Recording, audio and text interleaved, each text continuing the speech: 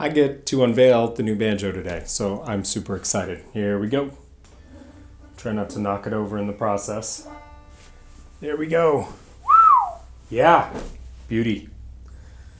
I'm not going to talk about this banjo right now because I just want to get right into our pattern. I will show you the back. It's really nice. And I'm super excited to play it. I'm still getting used to the instrument, so you're going to have to bear with me a little bit. Anyway, let's get started. We are doing the pull-off today. So just like last week, we are using the pull-off to divide a quarter note into two eighth notes. This is an all eighth note pattern, so this is an important thing to realize because you need your eighth notes all to sound the same in terms of volume and time. So today we're going to be doing a pull-off with our middle finger on the second fret of the fourth string. So we're pulling off to an open string, and then we're doing a ditty on the first and fifth open strings. It sounds slowly like this. So let me get it rolling, and you can hear how it sounds looped.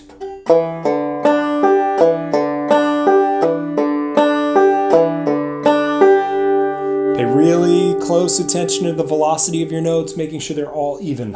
All right, let's get the metronome started. We're going to start at 104.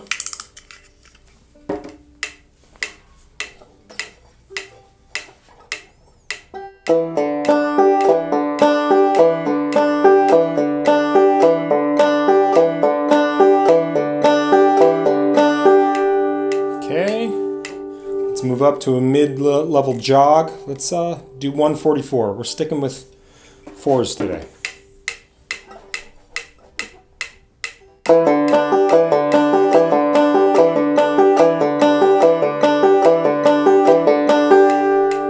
Okay, you continue that pattern for a while, and let's max it out at 208.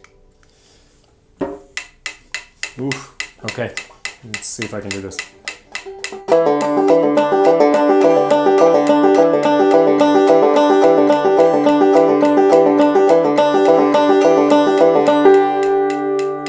Started to slip towards the end. You probably heard that. And now I'll give you an example of my ceiling, so you can see how that looks and sounds. I'm going to gradually ramp it up to my max and then slow it down again.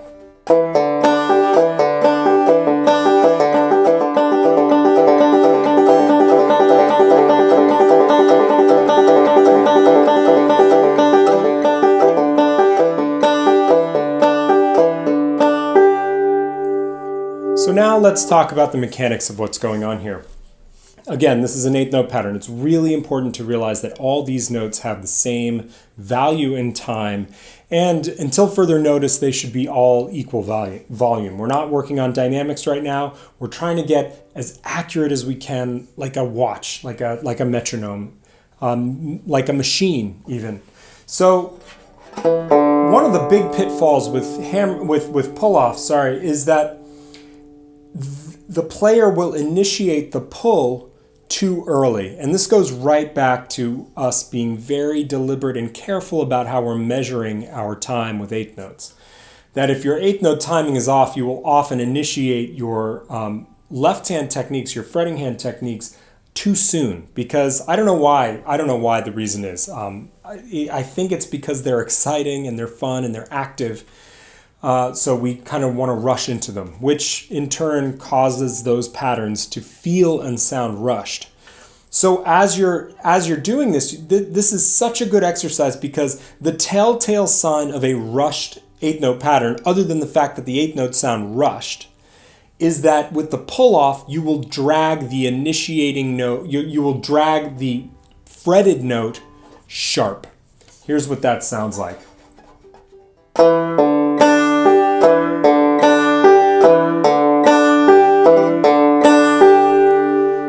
So listen very carefully in your own playing. Don't start the pull-off too soon. Wait on it. Spend time with the initiating note. It is the focus of the technique, not the pull-off itself, in terms of making sure your time is measured. So what I do is when I initiate that pull finally, it's a quick snapping motion into the palm of my hands.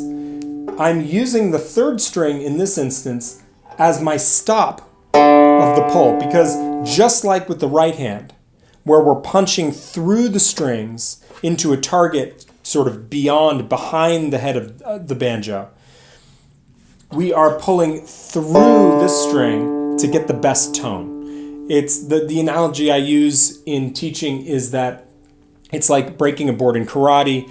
When you're breaking a board, you don't stop at the target, you try to push your energy through the target, and that's how you can break a board easily. The same idea I think is true for banjo. We drive through the strings to get the best tone. We don't stop at the target. We drive through the target, and you'll feel a big, robust sound come out of the banjo when you do this.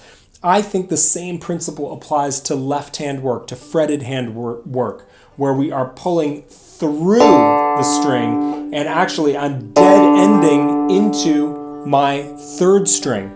My finger falls right into the third string, almost like my hand traveling through the first string of the banjo and impacting the head. And we're going to learn to control that follow through later. But for now, the follow through on the pull off is essential to the technique.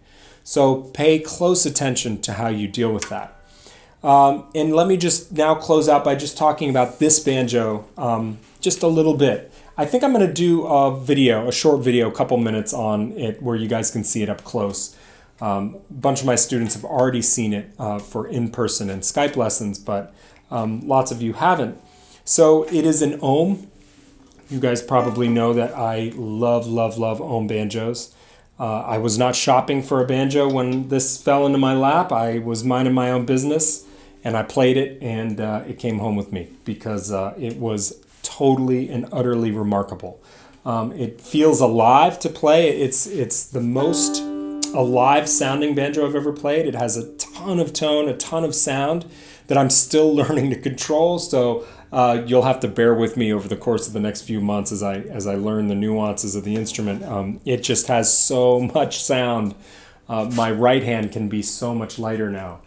And it's really cool because it has a radiused fingerboard, which is really unusual for an open back.